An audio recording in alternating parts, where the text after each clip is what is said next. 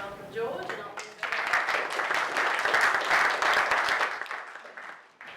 And Okay. The main motivation behind tonight, like Maria said, is simply if you are investors to at least understand that you don't necessarily go and buy a property and the first thing you do is go put your own name and your wife's name on the contract and think that's the right answer. The main thing I want you to get out of tonight is simply understand that there are other avenues to actually buy property, and self-management funds is one of those. So how I'm going to explain tonight is simply I'm going to pick two people, which I've already told them that they'll be choosing. I'm just going to go through a more like a case study sort of scenario to actually show you that if they went and actually bought a property in the traditional way, very little thought, no advice provided, and show you what the ramifications are, from a tax point of view, and then use the exact same, couple who go and buy the exact same property and buy it through a family superannuation fund or self-management fund, and then highlight all the actual mechanics of how to put the whole thing together, as well as also outlining all the benefits that the self-management fund will actually provide.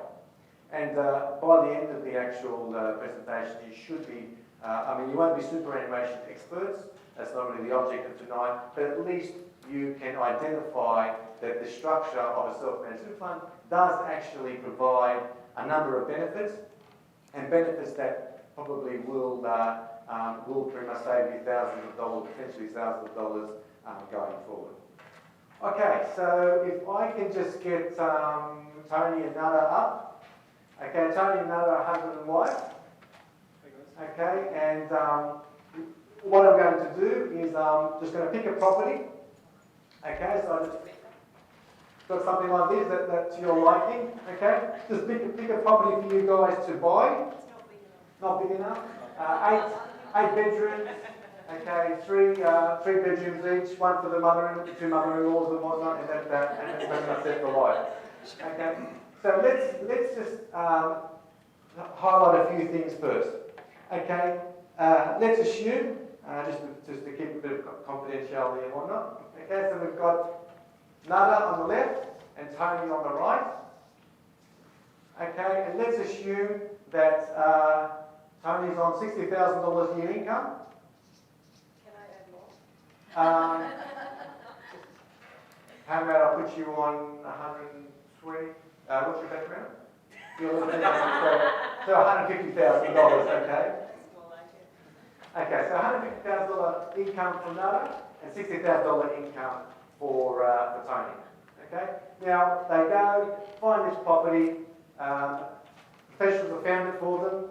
Professionals, a bit of a plug. Professionals have found it for them, and they actually want to purchase the property. They go to the offices and actually put the names on their contracts and pay your 0.25%.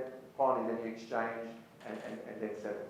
Okay, and let's just take that forward. Okay, so at the end of the day, the main reason why you bought the property is for investment purposes. So let's just more cut to the chase. The purpose of buying a property, as elaborate as that, is for the capital growth as well as the rental return. Okay, now let's assume going forward that, to put a bit of facts to the situation, let's assume that you paid $600,000 for this property. Okay, and after a number of years, okay, let's assume you sold the property. So the purchase price is $600,000, and you sold the property for, let's say, $1.2 million in the future. So you've theoretically made a $600,000 capital gain. Okay. All right. Now, what normally happens is because they're individuals, as far as from a tax perspective, the $600,000 when they come to do their taxation returns, they have to report the actual capital gain, the actual profit they made on the sale. Now, because they're individuals, they get what's called a 50% discount on the capital gain. What that simply means is If you make a $600,000 profit, 50% of that capital gain is automatically tax-free. Okay, so you only pay tax on the remaining 50%. Okay, so 50% is 300,000. So it still leaves you with a taxable capital gain of $300,000. Okay, so half of that is going to go into Nada's tax return, and half of that is going to go into Tony's tax return.